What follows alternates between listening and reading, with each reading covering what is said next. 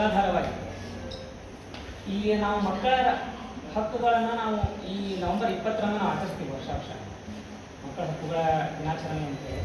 ಎದಕ್ಕೆ ಆಚರಿಸ್ತೀವಪ್ಪ ಅಂತಂದ್ರೆ ಈ ಮಕ್ಕಳಿಗೆ ಅವರ ಹಕ್ಕುಗಳ ಬಗ್ಗೆ ತಿಳಿಸಿಕೊಡಲು, ಅದರ ರೀತಿ ನಡ್ಕೊಳ್ಳಲು ಅವರಿಗೆ ತಿಳಿಸಿ ಹೇಳಕ್ಕೆ ಈ ದಿನವನ್ನು ನಾವು ಆಚರಣೆ ಮಾಡ್ಕೊಂಡು ಬರ್ತೀವಿ ವರ್ಷ.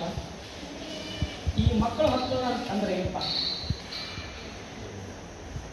ಮಕ್ಕಳು ತಮ್ಮ ಜೀವನದಲ್ಲಿ ಗೌರವಯುತವಾಗಿ, ಆಮೇಲೆ ಅವರಿಗೆ ಜೀವನದ ಸುರಕ್ಷತೆಯಾಗಿ ಮತ್ತು ಶಿಕ್ಷಣವನ್ನು ಪಡೆದು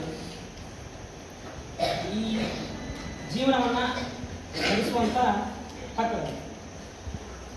ಈ ಹಕ್ಕುಗಳಿಂದ ಅವರ ಶೋಷಣೆ ಆಗುವುದನ್ನು ಅಥವಾ ಅವರಿಗೆ ಅನ್ಯಾಯ ಆಗುವುದನ್ನು, ಮಕ್ಕಳಿಗೆ ಹಿಂಸೆ ಆಗುವುದನ್ನು ಈ ಹಕ್ಕುಗಳು ನಮಗೆ ರಕ್ಷಣೆ ಕೊಡ್ತಾವೆ ಅಂತ ಹೇಳ್ತಾರೆ.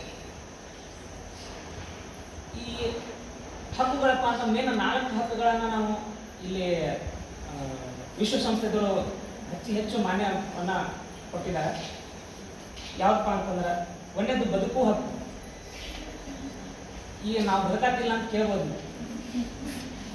ಏನಪ್ಪ ಬದುಕುದು ಅಂತಂದ್ರೆ ಹೆಂಗೆ? ಒಂದು ಉತ್ತಮವಾಗಿ ಜೀವನವನ್ನು ನಡೆಸುವುದು ಹೆಂಗೆ?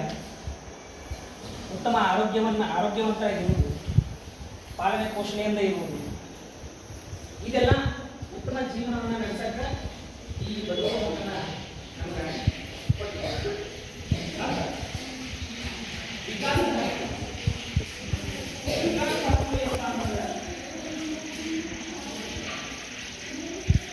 ಶಿಕ್ಷಣವನ್ನು ಪಡೆಯುವುದು ಅಂದರೆ ಶಿಕ್ಷಣ ಪಡೆದ ಎಲ್ಲರೂ ಅಭಿವೃದ್ಧಿ ನಮಗೆ ಸಾಂಸ್ಕೃತಿಕ ಚಟುವಟಿಕೆಗಳಿಗೆ ಭಾಗವಹಿಸಿ ಇವೆಲ್ಲ